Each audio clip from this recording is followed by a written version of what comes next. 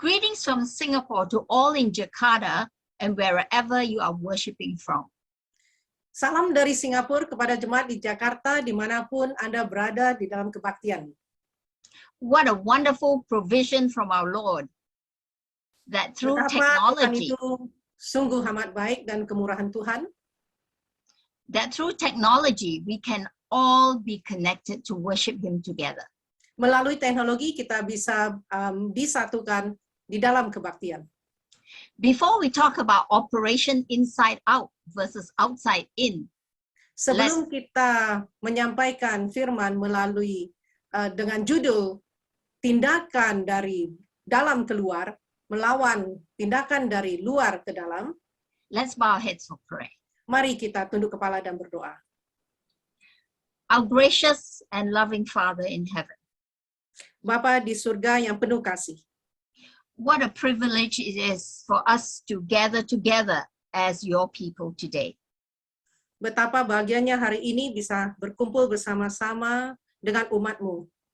Lord, as we worship you, we ask that your Holy Spirit will speak to us. Pada saat ini Tuhan, kami mengundang Roh Kudus untuk berbicara kepada kami. Fill us and motivate us from inside out. Isilah kami dan berilah motivasi kepada kami dari dalam keluar. And may you fill us so that we can go forth from the worship Isilah kami supaya kami dapat melalui firman ini, and we are able to follow your will. kami dapat mengikuti kehendak Tuhan By your grace. oleh kemurahan Tuhan. In Jesus' name we pray. Di dalam nama Tuhan kami, Yesus Kristus, Amen. kami berdoa. Amin.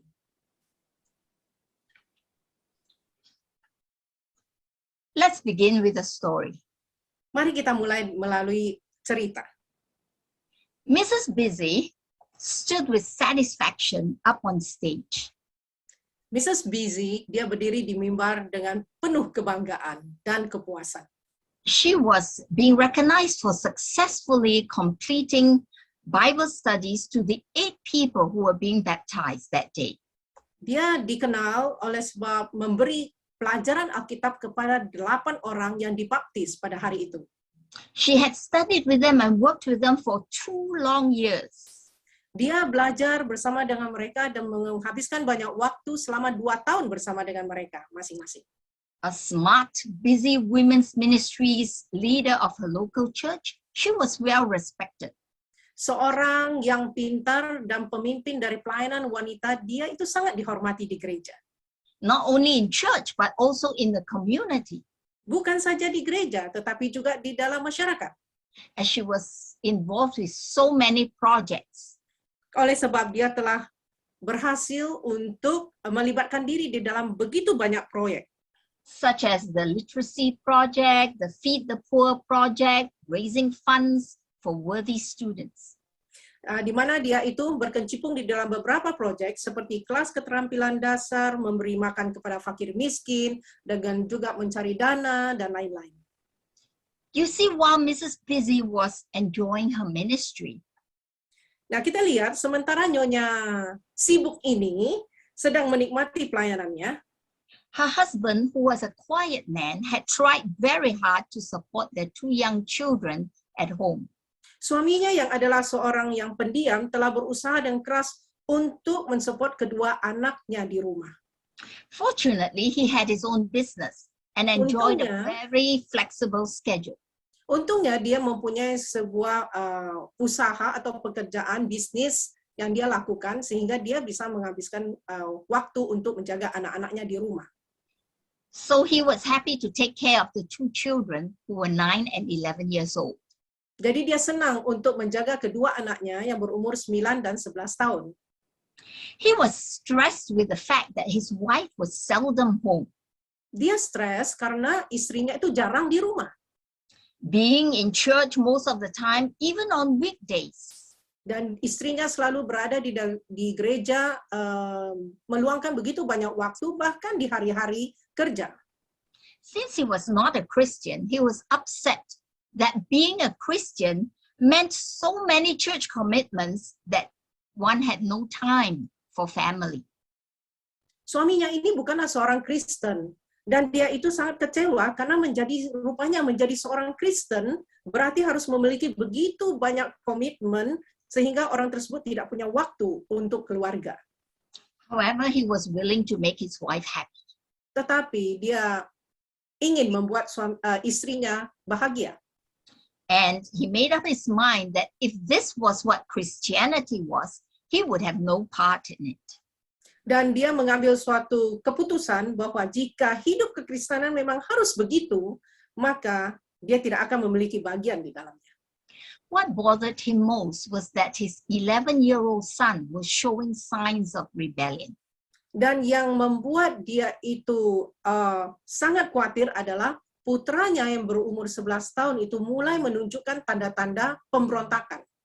And he wished so much that his mother would spend more time with him. Dan dia sangat merindukan kalau ibunya mempunyai waktu lebih banyak bersama dengan dia di rumah. On the other hand, there was Miss Eager. Dan di lain pihak ada Miss Eager, ibu yang berambisi, who just wanted to be elected to the position of women ministries leader of her church. Yang rindu untuk dipilih menjadi pemimpin pelayanan wanita di gerejanya. And she had worked so hard for 3 long years, making friends with the elders, with the pastor, with the board members, offering to be the women ministries leader. Dan dia bekerja keras selama 3 tahun, berteman dengan semua ketua-ketua, pendeta-pendeta gereja, dan anggota majelis, dan dia menawarkan diri untuk menjadi pemimpin pelayanan wanita. She coveted the title, the recognition, and the perks that came from being a women's ministries leader. Dia mendapatkan titel tersebut, dia mau dikenal, dan keuntungan yang didapat melalui pelayanan wanita sebagai seorang pemimpin pelayanan wanita. Perks such as travel overseas to attend conventions, but she had no desire to do church work. Dan seperti bepergian ke luar negeri atau menghadiri pertemuan-pertemuan besar dan sejenisnya. Tetapi dia tidak mempunyai kerinduan untuk melakukan pelayanan gereja. You see, she had a busy career. Dia mempunyai pekerjaan atau karir yang sibuk. And was also doing business on the side. Dan dia juga seorang pebisnis. Once she was elected, she assigned a few of her friends to plan for baby showers, tea time at a hotel, and a Christmas potluck for the women and their families. Begitu dia terpilih, dia menugaskan beberapa daripada temannya untuk mengadakan baby shower, yaitu acara 7 bulanan kehamilan, dan juga waktu santai, minum-minum di hotel, dan potluck Natal untuk para wanita dan keluarga mereka. At the women's gatherings, she was promoting her business. Dan di dalam pertemuan wanita tersebut, dia mempromosikan usahanya. And she really had no idea where the focus of women's ministries lies. Dan dia tidak punya ide atau suatu pemikiran di mana fokus atau tujuan daripada pelayanan wanita itu sendiri. Then we have Mrs. Humble. Lalu kita mempunyai seorang ibu disebut Mrs. Humble. Ibu yang rendah hati, member of the church. She had married another faithful young man. Dia adalah seorang anggota gereja setia dan dia telah menikah dengan seorang laki-laki yang setia juga di gereja tersebut. Together they had 2 children. Mereka mempunyai 2 anak bersama. Every week you could see them faithfully sitting on the 3rd pew from the back. Dan setiap kebaktian dapat terlihat bahwa mereka itu duduk di bangku 3 terakhir. So that they could slip out if the children started making noise. Jadi apabila anak-anak mereka itu rewel, mereka itu dapat keluar dengan mudah. Mr. Humble had been serving as a deacon for many years. Mr. Humble, suaminya, telah melayani di gereja sebagai diakon untuk beberapa tahun namanya. But Mrs. Humble was too shy to serve in any capacity. Tetapi Mrs. Humble si ibu ini terlalu pemalu untuk melayani Tuhan dalam kapasitas apapun. She felt she didn't have the talents at all to serve. Dia merasakan bahwa dia tidak punya talenta sama sekali. She couldn't sing. She was too shy to tell the story. She couldn't speak in public. Dia tidak bisa bernyanyi, dia tidak bisa bercerita, dan dia tidak bisa berbicara di depan umum. She felt that being a faithful member, sitting in the same spot every Sabbath was enough for her to be saved and to get to heaven. Dia merasakan bahwa menjadi seorang anggota yang setia, yang duduk di tempat yang sama setiap Sabat cukup untuk membuat dia itu masuk surga dan selamat. Lucifer was chuckling to himself, very pleased at the results of his most successful tactic on Mrs. Busy. Lucifer tertawa, merasa puas dengan hasil dari taktiknya yang sukses terhadap Nyonya Sibuk. One that his evil mind had personally designed. Seorang yang terperangkap dengan cara berpikirnya yang dia telah rancang. What we call operation outside in Apa yang kita contrast, sebut adalah tindakan dari luar ke dalam. in contrast with the gospel that flows from the inside out.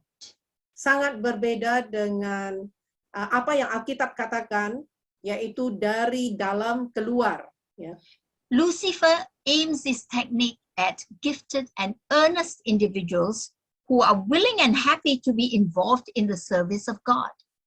Dan Lucifer menargetkan teknik ini kepada orang-orang yang berbakat dan sungguh-sungguh bersedia dengan sukacita terlibat dalam pelayanan Tuhan. Lucifer knew that instead of telling the women not to get involved, a much more effective strategy was to encourage them to do so much good that it became the driving force of their ministry. Si Lucifer juga tahu bahwa daripada melawan apa yang ditegakkan pemimpin Kristiani, strategi yang jauh lebih efektif adalah mendorong mereka untuk melakukan pekerjaan-pekerjaan yang begitu baik dan menikmati begitu banyak keberhasilan yang menjadi pendorong kepada pelayanan mereka. His idea was to get them so hooked to doing so much that they forgot about spending time with God. Tujuannya adalah membuat mereka begitu ketagihan atau begitu terikat pada pelayanan tersebut sehingga mereka jadi lupa diri. Equally pleased was Satan with Miss Eager, who was hardly doing anything to encourage the spiritual growth of the women. Sama senangnya dia dengan Miss Eager, yaitu ibu yang berambisi ini, yang hampir tidak melakukan apa-apa untuk kebangunan rohani dari dirinya sendiri ataupun juga kepada orang lain. He had planted the idea in her mind that women's ministries was about gathering the women for a good relaxing time. Dan dia telah tanam dalam pikiran Ibu Eager ini bahwa pelayanan wanita hanyalah sekedar untuk ngumpul-ngumpul ibu-ibu, kemudian sesekali untuk waktu santai sejenak. Yes, away from their husbands and pesky children once in a while, so they could enjoy each other's company. Yes, menghabiskan waktu sejenak menjauh dari suami dan anak-anak yang mengganggu supaya mereka bisa menikmati waktu bersama teman-teman. With Mrs. Humble, Satan worked on keeping her in the dark about her God-given potential. Dan dengan Mrs. Humble, yaitu ibunya yang pemalu itu, setan senang untuk menutup pikirannya tentang potensinya dalam Kristus. He constantly sent his angels to whisper in her ear about how she had no talents at all. Setan senantiasa mengirim malaikatnya membisikkan bagaimana dia tidak punya talenta sama sekali. Whenever someone went up to give special music, she would say, "Oh, what beautiful singing, but I can't sing." Dan pada saat orang menyampaikan lagu spesial, dia selalu merasakan, wow, bagus sekali itu nyanyiannya, tetapi saya tidak bisa nyanyi. Whenever someone led out in some activity, she would remind herself, "I can't do it. God has not given me any talents." Dan apabila ada kegiatan-kegiatan gerejani, dan dia selalu berpikir bahwa dia tidak bisa melakukan itu. Many times she was approached to tell a children's story, but she said, "No, I can't do that. I'll be so nervous. Sorry." Dan seringkali dia itu didatangi untuk membawakan cerita anak-anak, tetapi jawabnya selalu, oh tidak, tidak, saya akan sangat gugup. Oh tidak, sorry, maaf, saya tidak bisa. Then we have the story of Anna, Lalu kita mempunyai sebuah cerita, yaitu tentang Anna, a shy girl who was baptized just a few months ago. seorang wanita yang pemalu yang dibaptis baru beberapa bulan yang lalu. In church, she admired many of her friends who were very bold to stand up and lead the group. Dan di gereja dia itu sangat kagum dengan beberapa daripada teman-teman yang selalu berdiri dan selalu siap untuk menjadi pemimpin. But she, a leader? Definitely no. I'm Tetapi, just a follower, she thought.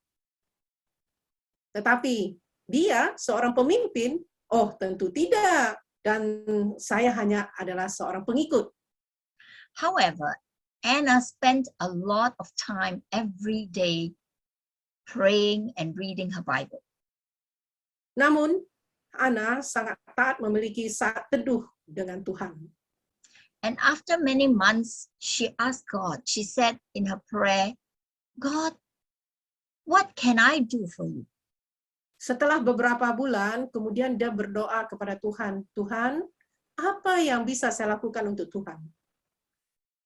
And after she finished that prayer, within a few minutes, her phone rang. Dan setelah dia selesai berdoa, hanya beberapa menit, telepon berdering. The Sabbath school leader asked her, "Anna, can you help to tell the mission story?"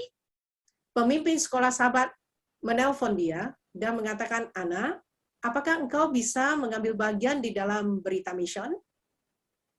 And before she could say no, he said, "I'm giving you 4 weeks to prepare for it." Sebelum dia mengatakan tidak, pemimpin tersebut mengatakan, saya memberi kamu waktu 4 minggu untuk mempersiapkan ini. And I will help you. Dan saya akan menolong Anda. You know, before she could say no, the Holy Spirit brought to her mind, "Remember what you prayed?" Sebelum dia mengatakan tidak, Roh Kudus berbisik di dalam hatinya dan mengingatkan dia, ingat apa yang Anda sudah doakan? And reluctantly, she said, "Okay, I will try." Dan dengan ragu-ragu dia katakan, oke, saya akan mencoba. And after that, she started reading the mission story maybe 50 times every week. Dan mulai saat itu dia mulailah latihan untuk membaca berita mission itu mungkin 50 kali setiap minggunya. She practiced and practiced with the leader. Dia latihan dan latihan bersama dengan pemimpinnya, pemimpin sekolah Sabat. 4 weeks zipped by very fast.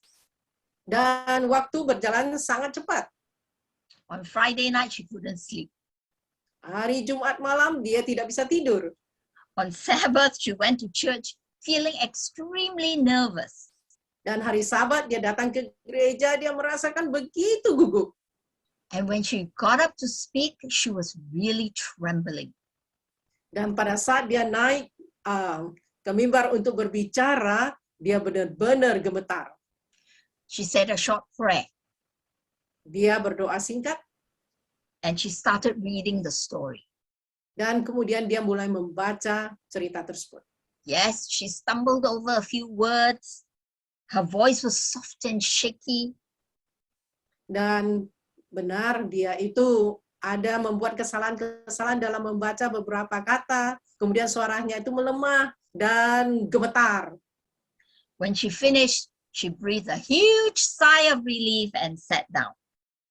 Dan sebelum dia berakhir, setelah dia berakhir, kemudian dia menarik nafas panjang, kemudian barulah dia duduk. But that was not the end of the story. Dan itu bukanlah akhir daripada cerita tersebut. Several months later, the pastor called her to offer the prayer. Beberapa bulan kemudian, seorang pendeta menghubungi dia untuk meminta dia melayangkan doa. She was so tempted to say no, but again, the Holy Spirit spoke to her, and she Dia tergoda agreed to untuk give it a mengatakan try. tidak. Dia tergoda mengatakan tidak, tetapi kembali Roh Kudus berbisik ke dalam hatinya dan untuk mencegah dia mengatakan tidak. Again, she practiced and practiced. Dan kembali dia latihan dan latihan. And Anna was part of a prayer group that met once a month. Anna adalah bagian dari kelompok doa yang bertemu sebulan sekali. On the Friday before she was to offer the prayer group met together. Pada hari Jumat sebelum Hana seharusnya hari Sabatnya membawakan doa tersebut, mereka berkumpul, kelompok doa ini berkumpul. As they knelt there praying, Anna had a very strange experience. Ketika mereka berdoa, Anna mempunyai suatu pengalaman yang sangat aneh. She felt something like an electric bolt go through from one hand right across her body to the other hand. Dia merasakan suatu keanehan. Dia merasakan bahwa ada aliran listrik yang mengalir dari satu tangan, dari ujung tangan ke ujung tangan yang lain. She felt warm and confident. Dia merasa hangat dan penuh keyakinan. So after the prayer, she shared her experience with the group. Dan setelah berdoa, kemudian dia menceritakan pengalamannya ini kepada kelompok. The leader encouraged her that it was God's way of assuring her that one day she would do something outstanding for the Lord. Pemimpin kelompok memberi dorongan semangat dengan mengatakan bahwa itu adalah cara Tuhan meyakinkan dia bahwa suatu hari kelak dia akan melakukan hal besar untuk Tuhan. But in the meantime, she would just have to do what he would prompt her to do, and that was to pray for church the next day. Dan sementara waktu, dia lakukan saja apa yang Tuhan mau dia lakukan, yaitu besok ngambil bagian untuk berdoa buat jemaat. As she gained confidence, she did more and more in the church and for the community. Semakin dia memperoleh suatu keyakinan, dia melakukan lebih banyak lagi untuk gereja dan masyarakat. Today, 30 years later, Anna is a school counselor and is helping many young people like herself to gain confidence as they trust God to grow them. Hari ini, setelah 30 tahun kemudian, Anna adalah seorang penasehat sekolah dan sedang menolong banyak anak muda yang seperti dia untuk mendapatkan keyakinan. Yes, she preaches and speaks confidently in public as well. Iya, dia berkhotbah dan dia juga berbicara di publik dengan penuh keyakinan. You see, like Anna, God intends for us to grow. Saudara lihat, seperti Anna, Tuhan menginginkan kita untuk bertumbuh. 2 Peter chapter 3 verse 18 says, but grow in the grace and knowledge of our Lord and Savior Jesus Christ. Di dalam 2 Petrus 3 ayat 18 mengatakan bahwa tetapi bertumbuhlah dalam kasih karunia dan dalam pengenalan akan Tuhan dan Juru Selamat kita, Yesus Kristus. Anna was willing to take the risk to grow, and God equipped her with more talents as she took baby steps forward. Anna mengambil langkah dan dia itu mengambil langkah kecil untuk maju ke depan. Whenever God called her to do something, she would do it. Dan apabila Tuhan meminta dia untuk melakukan sesuatu, dia akan lakukan. Yes, many times she was nervous, she was uncertain, but she did it. Dan setiap kali dia itu merasa gugup dan tidak yakin, tetapi dia lakukan itu dan dia selalu And berdoa. she believed with all her heart that God would be there to help her.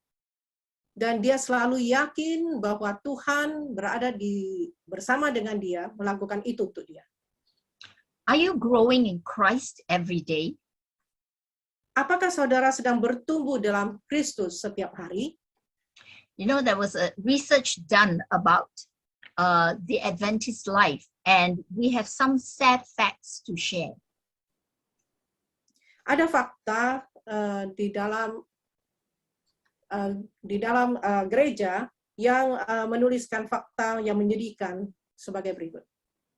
Only 50% read the Bible and pray every day. Hanya 50% orang Advent yang membaca Alkitab dan berdoa setiap hari. Only 1/3 of Adventists are active in ministry.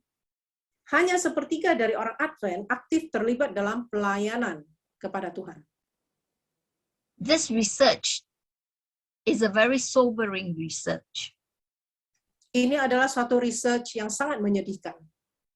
If we are waiting for the coming of the Lord, we need to be growing. Jika kita menunggu kedatangan Tuhan Yesus yang kedua kali, kita perlu untuk bertumbuh. How can we grow if we don't feed on God's word? Bagaimana kita bisa bertumbuh kalau kita tidak disuguhi makanan rohani atau firman Tuhan? How can we breathe as a Christian if we don't pray? Bagaimana kita bisa bernafas sebagai seorang Kristen jika kita itu tidak berdoa? And how can we not exercise as being active for God? Bagaimana kita tidak melatih diri, tidak mempraktekkannya sebagaimana menjadi aktif bekerja bagi Tuhan? We need to ask ourselves these questions. Kita perlu bertanya dalam diri kita tentang pertanyaan-pertanyaan ini. Am I growing? Apakah saya sedang bertumbuh? Ellen White says in Acts of the Apostles, Christian growth or sanctification is the work of a lifetime. Ellen G. White menyatakan di dalam Acts of Apostles bahwa pertumbuhan Kristiani atau penyucian adalah pekerjaan seumur hidup. As long as Satan reigns, we will have self to subdue, sins to overcome, with no possibility of anyone saying, I have finally arrived at maturity. Selama setan berkuasa, kita akan punya pribadi atau diri untuk ditaklukkan, dosa-dosa untuk dikalahkan. Dengan tidak ada kesempatan bagi seseorang untuk berkata, akhirnya saya telah tiba pada kesempurnaan. I like this quotation from Romans 12:1 from the Message Bible. Saya senang pesan daripada Roma 12 ayat 1 di Message Bible ini. So here's what I want you to do. God helping you. Dia katakan, jadi inilah yang saya ingin kamu lakukan. Tuhan Take your everyday ordinary life, your sleeping, eating, going to work, and walking around life, and place it before God as an offering. Tuhan menolong saudara. Ambil dan serahkan kehidupan sehari-hari Anda. Tidur Anda, makan, pergi kerja, kegiatan seputar hidup Anda. Tempatkan atau persembahkanlah di hadapan Tuhan menjadi suatu persembahan yang hidup. Embracing what God does for you is the best thing you can do for Him.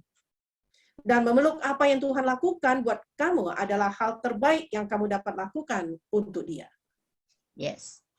Now, how do we do operation inside out? Nah, bagaimana cara kita melakukan tindakan dari dalam keluar? What are some practical steps that we can take? Apa langkah-langkah praktis yang bisa kita ambil?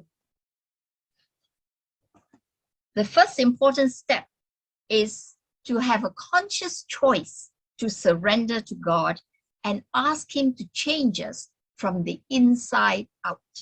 Langkah pertama yang penting adalah secara sadar memilih untuk berserah kepada Tuhan dan mintalah kepadanya untuk merubah kita dari dalam keluar. Confess your sins and ask God to forgive you. Akuilah segala dosamu kepada Tuhan dan mintalah agar Tuhan mengampunimu. Then very important is to have your daily devotion. Dan yang penting juga adalah mengadakan kebaktian atau renungan harian. Read your Bible every day. Baca Alkitab dan berdoa setiap hari. Pray every day. Berdoa setiap hari. 2 Corinthians 4:16 tells us that though our outward person is perishing, yet the inner person is being renewed day by day.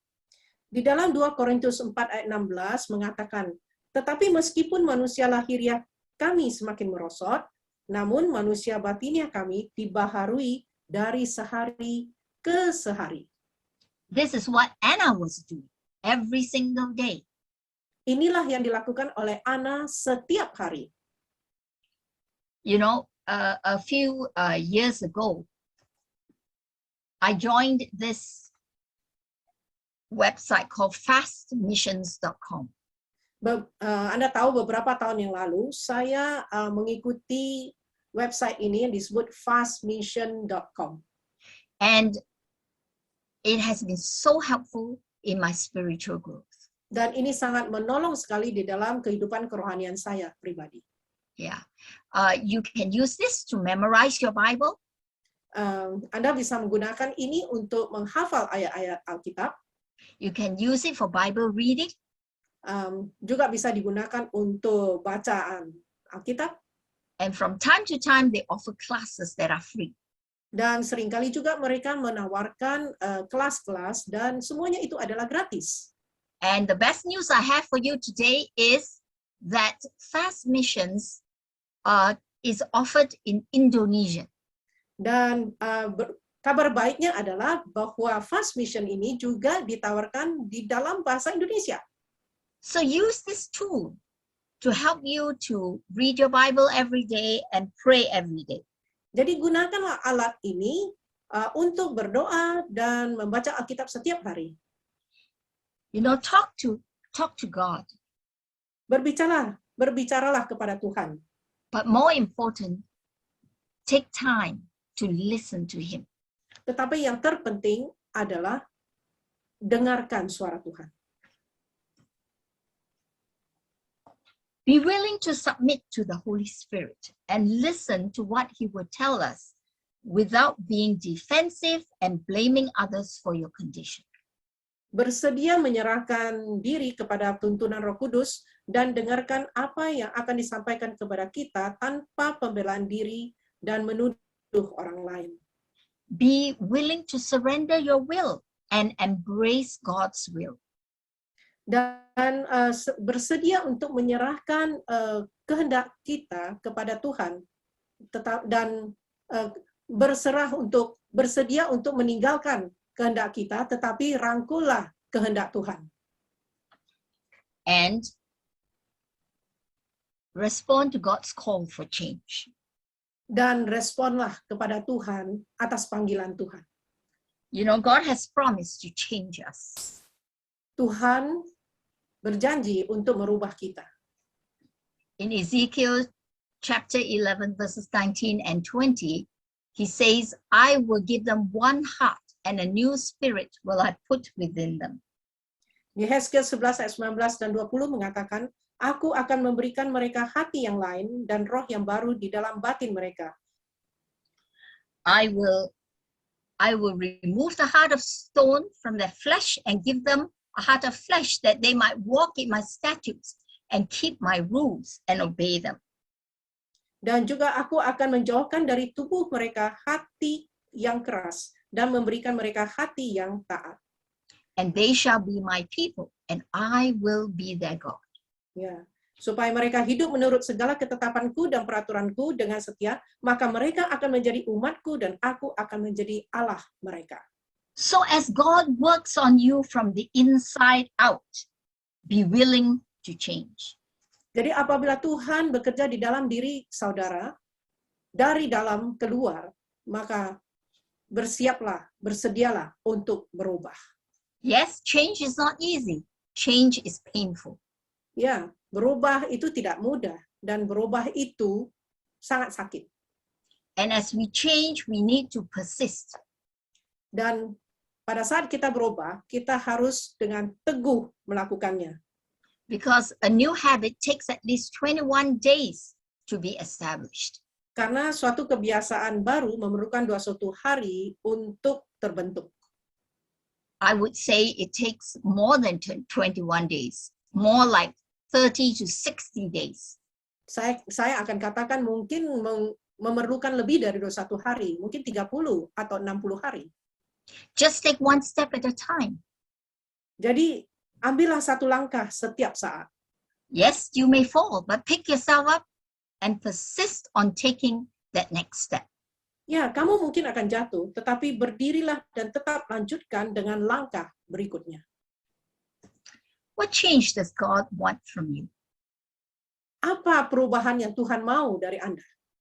What is He saying to you as you are reading God's word and praying for daily renewal? Apa yang Tuhan katakan kepada Anda apabila saat Anda mengadakan suatu perubahan? You know, change is different through the different seasons of life. Berubah itu memerlukan waktu sepanjang masa. Young people, if you are single, or you're married with no kids, or married couples with kids, or couples with young kids, couples with older kids, or kids at home, or kids have left home, retired couples, all these different seasons call for different changes. Jadi perubahan-perubahan itu berlaku untuk semua masa, yaitu ada orang muda yang belum menikah, pasangan yang belum punya anak, pasangan yang punya anak-anak, pasangan yang punya anak kecil, pasangan dengan anak yang lebih besar, anak-anak di rumah atau anak yang sudah meninggalkan rumah, pasangan yang sudah pensiun, semuanya itu memerlukan perubahan. If Mrs. Busy were to spend time with God and listen to His voice, she will probably hear something like this. Jika Mrs. Busy atau ibu yang sibuk itu meluangkan waktu bersama dengan Tuhan dan mendengarkan Tuhan, maka dia akan mendengar mungkin sebagai berikut. God will probably speak to her through 1 Timothy chapter 5 verse 8.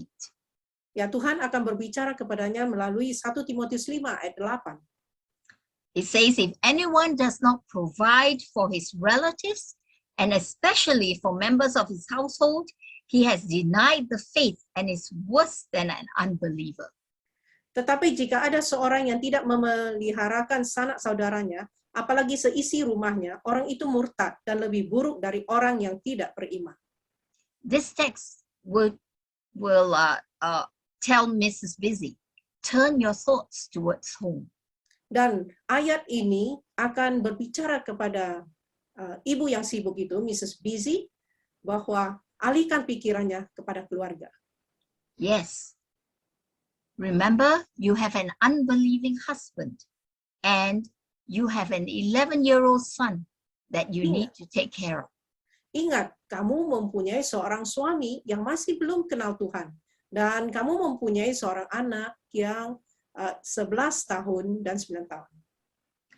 Miss Eager and Mrs. Humble also need to spend time with their God.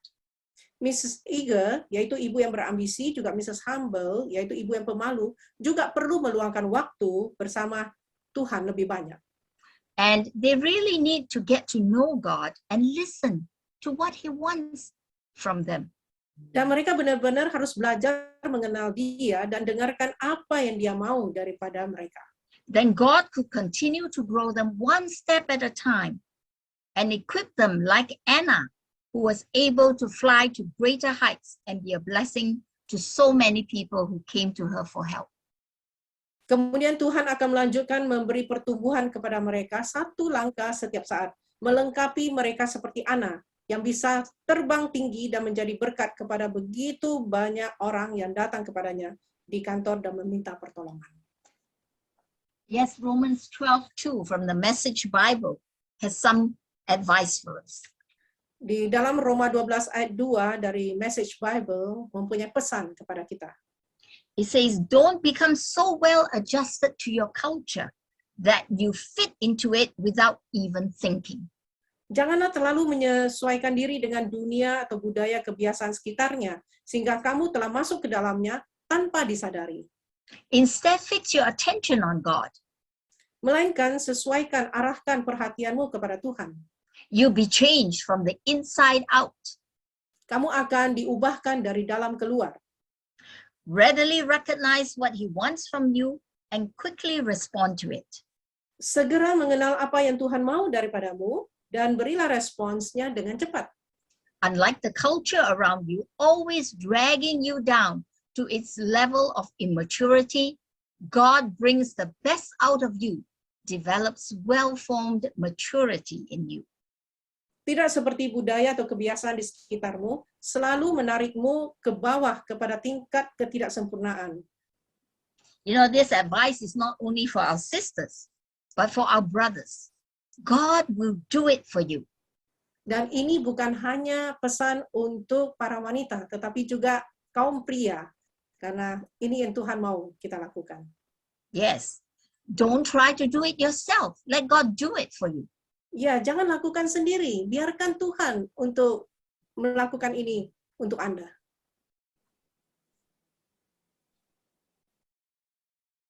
Yes, men, brothers, and women, sisters, many times we often ask ourselves, what can I do? Dan bapak-bapak, saudara-saudara, dan ibu-ibu, saudari-saudari, sering kita bertanya, apa yang bisa kita lakukan? You know, many times we get anxious. Seringkali kita itu merasa cemas. Relax. God has already prepared the way for us. Santai, ya, bawa relax, tenang, karena Tuhan sudah menyediakan jalan buat kita. Just plug into Him on a daily basis. Hanya perlu terhubung dengan Dia setiap hari. Talk to Him and ask Him where He needs you to change. Bicaralah kepada Tuhan dan minta Tuhan tunjukkan di mana bagian yang harus dirubah. Chat with Him about Ngobrol dengan every Dia. step you will take today.